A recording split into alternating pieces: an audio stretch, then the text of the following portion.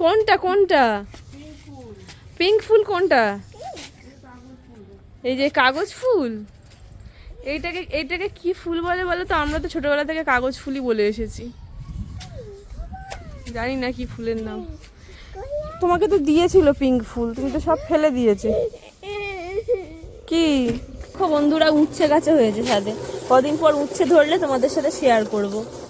আর দেখো আমাদের আম ধরেছে গাছে, দেখো দেখতে পাচ্ছ আমগুলো কি সুন্দর হয়েছে দেখো। এই যে দেখো বন্ধুরা, এখানে একটা কুমড়ো গাছে উঠেছে, ছোট্ট একটা ডগা বেরিয়েছে কুমড়ো গাছটা, কাঁটা ভর্তি।